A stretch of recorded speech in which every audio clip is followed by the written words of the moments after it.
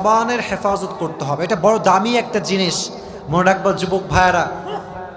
জবানের ছোট্ট একটা কথার দ্বারা পুরো সমাজটা ভেঙে চুরে চূর্ণ বিচূর্ণ হয়ে যায়, আর জবানের ছোট্ট একটা কথার দ্বারা পুরো সমাজটা আবার জোড়া লেগে যায়। এটা হচ্ছে মুখের খেলা। মুখের কথা সবচাইতে বড় দামি কথা, আর যার মুখের কথা মিষ্টি সবাই তাকে কলিজার ভেতর থেকেই ভালোবাসতে শুরু করে দেয়। ঠিক না প্রিয় ভাইয়েরা? এই জন্য 1 নাম্বার জবানের হেফাজত করতে হবে।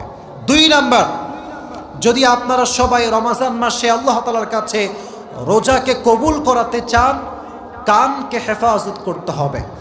অনেক যুবক আছে দেখবেন রমজান মাস আসে ঠিকই, কিন্তু কানে হেডফোন লাগিয়ে গান শুরু করে দেয়।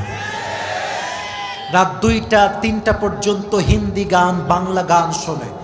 তুমি যেই গান দিয়ে হারাম কাজ করছো, যে কান দিয়ে হারাম গান শুনছো, মাথায় রেখো রোজা রেখে যে ব্যক্তি হারাম গান শোনে তার রোজার কোনো মূল্য আল্লাহর কাছে নয়।